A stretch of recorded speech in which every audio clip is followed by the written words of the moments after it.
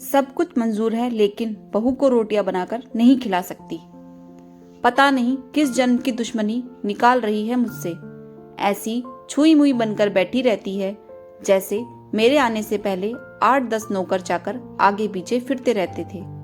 थोड़ा बहुत हाथ पैर हिलाने से कौन सा शरीर घिस जाएगा इनका। सब कुछ मेरे भरोसे छोड़कर बैठ जाएंगी।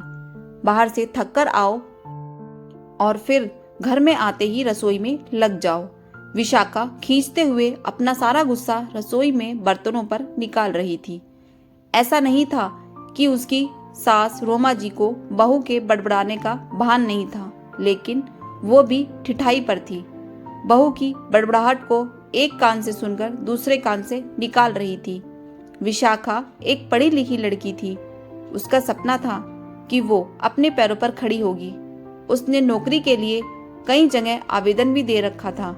इस बीच जब उसके लिए अभिषेक का रिश्ता आया तो उसने साफ साफ कह दिया कि वो शादी इसी शर्त पर करेगी कि शादी के बाद उसे अच्छी नौकरी मिली तो कोई उसे नौकरी करने से नहीं रोकेगा। आखिर इतना पढ़ने लिखने के बाद वो घर पर नहीं बैठ सकती। अभिषेक और उसके घर वालों को इस बात से कोई आपत्ति नहीं थी कि उनकी बहू नौकरी करेगी, इसलिए दोनों तरफ से खुशी खुशी ये रिश्ता हो गया। शादी के कुछ दिनों बाद ही विशाखा का ज्वाइनिंग लेटर आ गया। जिस दिन विशाखा ने अपने ससुराल वालों से कहा था कि वो अब नौकरी करेगी तो उसकी सास रोमा जी ने सारे परिवार के सामने कह दिया था, बहू नौकरी करे इसमें मुझे कोई आपत्ति नहीं है। मैं ये भी नहीं कहूँगी कि वो पहले सारे घर का काम करे फिर नौकरी पर जाए, लेकिन मैं भी अब पहले की तरह पूरा घर नहीं संभाल सकती। मुझे सब कुछ मंजूर है, लेकिन मुझसे ये उम्मीद मत करना कि मैं बहू को रोटियां बनाकर खिलाऊंगी। मुझे पता है कि अगर मैं एक बार इस भंवर में फंस गई तो जिंदगी भर नहीं निकल पाऊंगी। उस वक्त सबको रोमा जी की बातें सुनकर हैरानी तो हुई थी।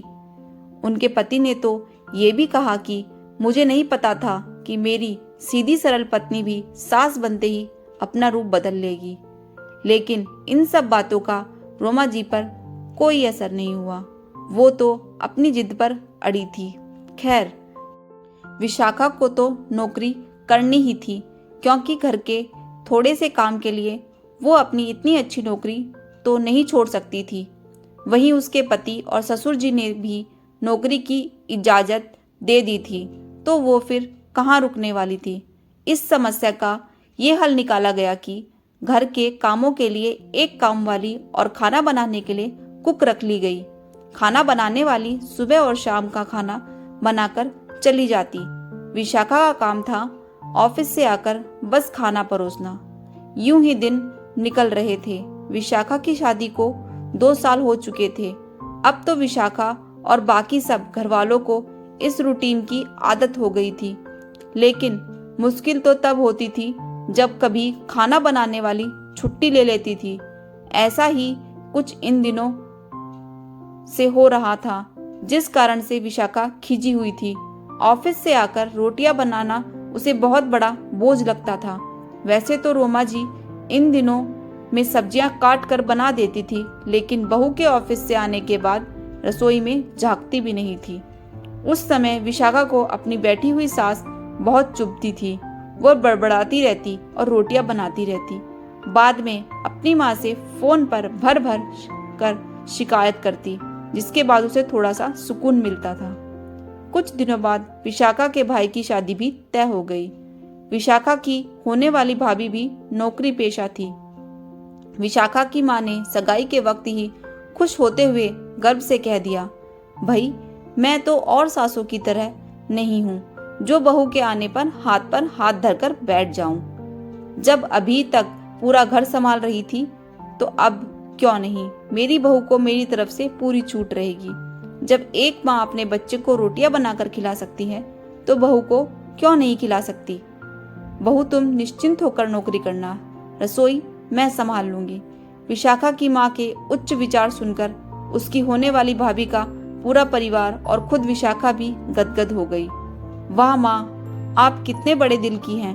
काश मेरी सास भी आपकी तरह होती। लेकिन मेरी किस्मत में ये सुख कहाँ। मेरी सास को तो बस हुक्म चलाना आता है। मुझे गर्व है कि मेरी माँ इतने खुले विचारों की है। अपनी चिड़चिड़ाहट निकालते हुए विशाखा बोली। कुछ दिनों में ही विशाखा के भाई की शादी हो गई और कुछ दिनों बाद ही विशाखा की भाभी ने अपनी नौकरी ज्वाइन कर ली। विशाखा की माँ भी अपनी बहू को हथेलियों पर रखती थी। सुबह उसका नाश्ता, टिफिन, फिर रात का खाना भी तैयार रखती थी। अपने हाथों से परोसकर सबको खाना खिलाती थी। उनकी बहू भी मम्मी जी करती हुई अपनी पसंद नापसंद बताती रहती थी, जिसे विशाखा की माँ बड़े चाव से पूरा करने में लगी रहती थी। खुशी खुशी दिन बीत रहे थे, लेकिन ये प्रक्रिया धीरे धीरे अब उदासीनता में बदल रही थी। विशाखा की भाभी को अब कुछ भी ना करने की आदत पड़ गई थी। एक दिन जब विशाखा फोन पर अपनी माँ से बात कर रही थी तो उसकी माँ बस रो पड़ी। बेटा, मैं इतना करती हूँ तेरी भाभी के लिए, फिर भी उसे मेरी कद्र नहीं। अरे, मेरी दी हुई छूट अब मुझ पर ही भारी पड़ने लगी है। क्या हुआ माँ, आप ऐसा क्यों बोल रही हैं? आप तो भाभी को मुझसे भी ज्यादा ध्यान रखती हैं। क्या भाभी ने आपसे कुछ कहा है? विशाखा बेचैन होते हुए पूछने लगी। कुछ क्या बेटा, अब तो सब कुछ वो मुझसे ही कहती है। ऑफिस से आने के बाद एक गिलास पानी के लिए भी मुझे आवाज देती है। नाश्ते में थोड़ी देर हो जाए तो मदद करने के बजाय गुस्सा होकर यूं ही बिना खाए चली जाती है। आखिर मेरा भी कुछ आत्मसम्मान है या नहीं? मैं तो उसके लिए बस कामवाली बनकर रह गई हूँ। माँ, ये तो बहुत गलत बात है। आप भाई से साफ साफ कह क्यों नहीं देती कि अपनी बीवी की लगाम खींच कर रखे? आप माँ हैं, कोई नौकरानी नहीं। भाभी नौकरी करती है, इसका मतलब ये नहीं कि आप पर हुक्म चलाएगी। गरजते हुए विशाखा बोली। किस मुंह से कहूँ बेटा, पहले तो खुद मैंने ही आगे बढ़कर कुल्हाड़ी पर अपना पैर दे मारा, फिर शिकायत किससे करूं? तेरे पापा ने तो कहा भी था कि बहू को ज्यादा छूट दोगी तो बाद में पछताओगी, लेकिन मैं ही बड़ाई की भूखी थी जो अपनी बहू को सिर पर चढ़ा लिया। एक बात कहूं बेटा, तू चाहे अपनी सास को कुछ भी कहे, लेकिन समधन जी का ये फैसला सही था कि वो बहू को रोटियां बनाकर नहीं खिलाएंगी। एक बार वो सबकी नजरों में बुरी अक्खड़ सास तो बन गई, लेकिन आगे के लिए कम से कम अपना आत्मसम्मान तो बचा लिया।